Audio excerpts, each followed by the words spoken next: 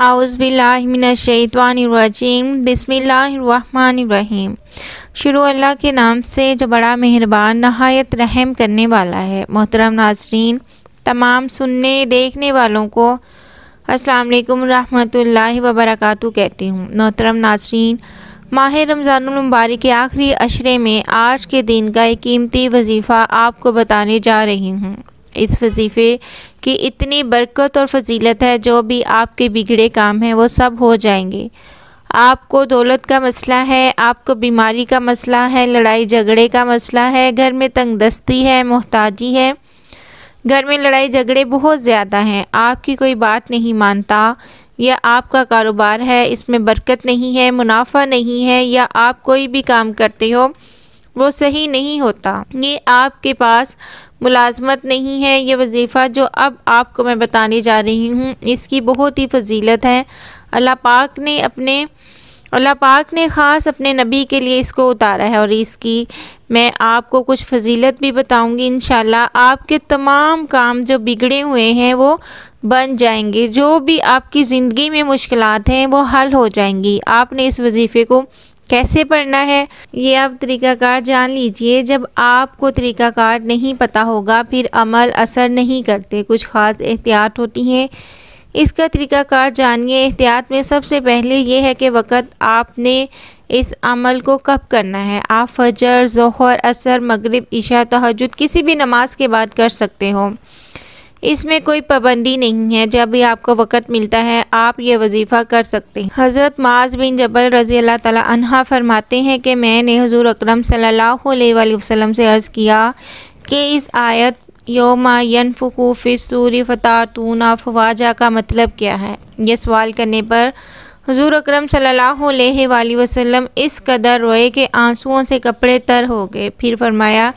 ए मुआज़, तूने एक बहुत बड़ी चीज़ का सवाल किया है। मेरी उम्मत हशर के मैदान में 12 जमातों में तकसीम होगी। पहली जमात कब्र से उठेगी, इनके हाथ पाँव ना होंगे, ये वो लोग होंगे जो अपने पड़ोसियों को सताते थे। दूसरी जमात कब्र से उठेंगी, इनकी शक्लें खंजीर जैसी होंगी, ये वो जमात होगी जो नमाज में सुस्ती और गफलत किया करती थी। तीसरी जमात अपनी कब्रों से इस तरह उठेगी कि इनके पेट पहाड़ों की तरह होंगे, इनमें सांप और बिच्छू भरे होंगे, ये वो लोग होंगे जो माल की ज़कात अदा नहीं करते थे। चौथी जमात कब्रों से उठेगी, इनके मुंह से खून जारी होगा, ये वो लोग होंगे जो अल्लाह ताला के अहद व पैमान के बदले माल लिया करते थे। पांचवी जमात कब्रों से उठेगी, इनके जिस्म फूले हुए होंगे और इनसे मर्दात की बदबू से सख्त से भी ज़्यादा बदबू होगी, ये वो लोग होंगे जो लोगों की डर की वजह से छुपकर गुनाह करते थे, अल्लाह ताला से नहीं डरते थे। दोस्तों, माह रमज़ान का आखिरी अशरा जारी है, इसमें सदका फ़ितर की बहुत फजीलत है।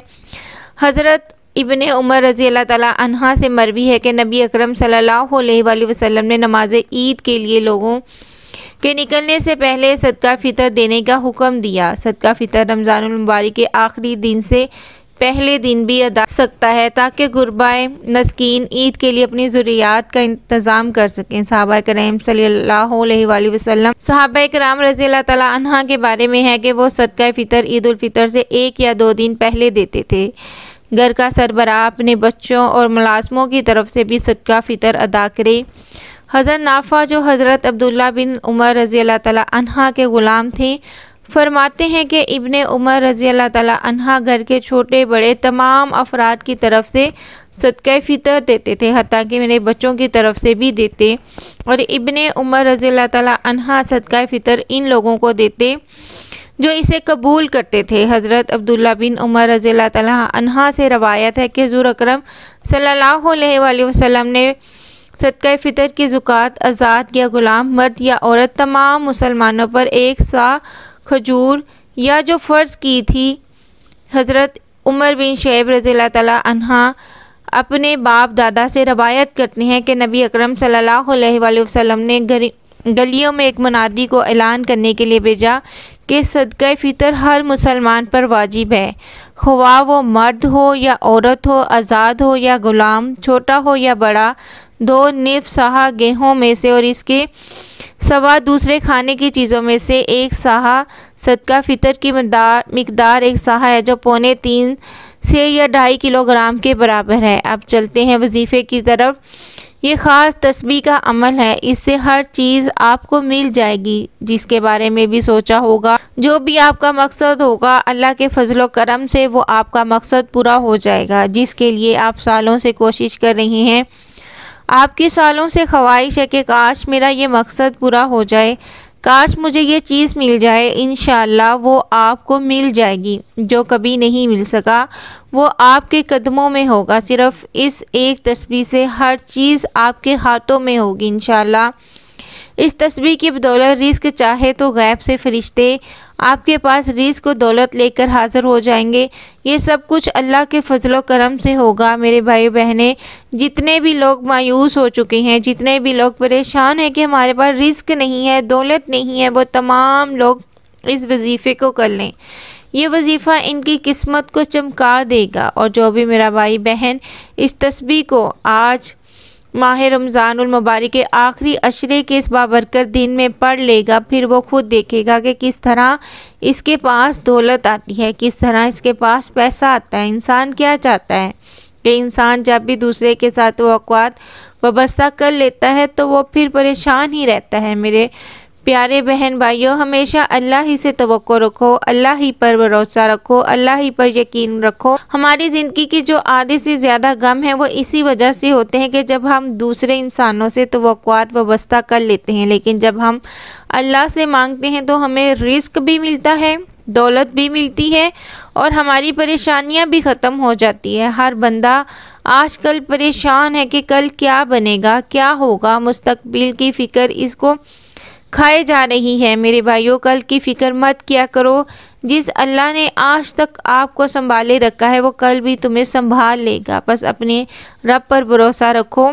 सिर्फ़ और सिर्फ आपके लिए जो है अल्लाह ताला ही है जो आपके सब के सब बिगड़े काम जो है वो संवार देगा। अल्लाह पाक आपके तमाम कामों को देख रहा है। बेहतरीन नीयत की वजह से अल्लाह ताला आपके तमाम काम जो है वो आसान कर देगा। जिस काम को रब संवार देगा, कोई बंदा इसको कैसे बिगाड़ सकता है। अगर कोई मेरा भाई, कोई मेरी बहन इस तस्बीह को आज बाबरकत दिन में पढ़ता है तो फिर इसका असर बहुत ज़्यादा होगा, इसका सवाब भी ज़्यादा होगा। लेकिन आप आज नहीं पढ़ सकते तो आपको वक़्त मिले, जब भी वक़्त मिले पढ़ लेना। लेकिन पढ़ना माह रमज़ान के आखिरी अशरे में है। जितना ज़्यादा दिन आप पढ़ेंगे उतना ही ज़्यादा आपको फ़ायदा होगा। आप एक दिन पढ़ लें, 2 दिन पढ़ लें, लेकिन आपने ये तस्बीह रमज़ानुल मुबारक के आखिरी अशरे में पढ़नी है। बेशक ये वजीफ़ा आज़मा लेना, इस वजीफ़े से दौलत और रिस्क के ढेर लग जाएंगे।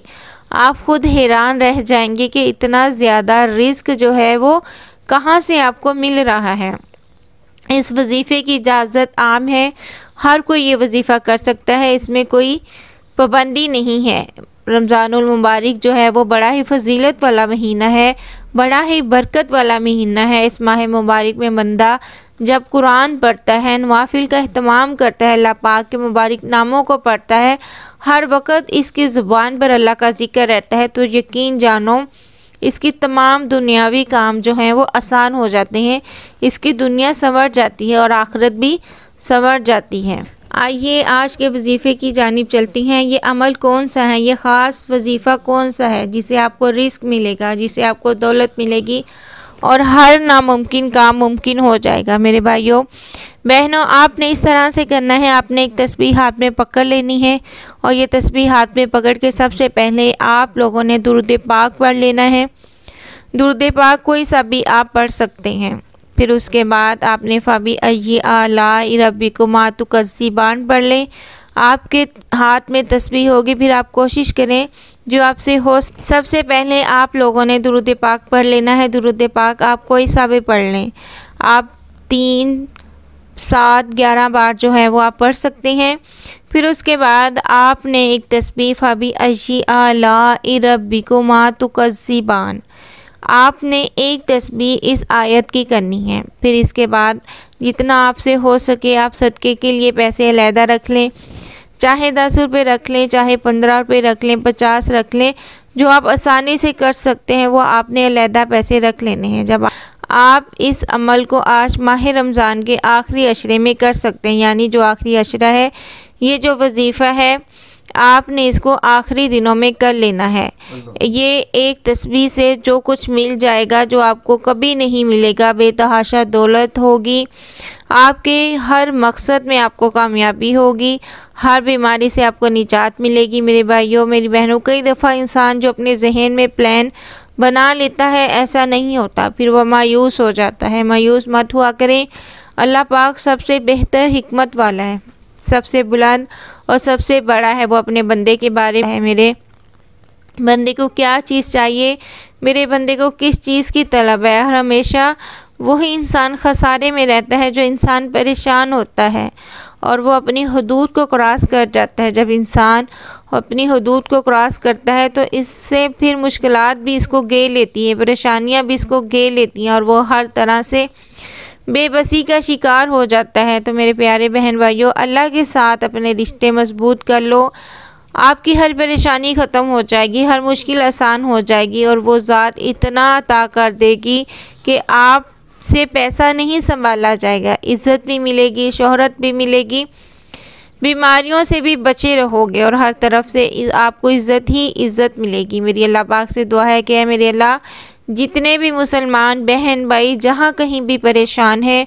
औलाद की वजह से परेशान है, अल्लाह ताला सबकी परेशानियाँ दूर करे, सबको नेक औलाद अता करे। और मैं उम्मीद करती हूँ आपको आज की वीडियो पसंद आई होगी। अगली वीडियो तक के लिए मुझे इजाज़त दीजिए। अल्लाह हाफिज़।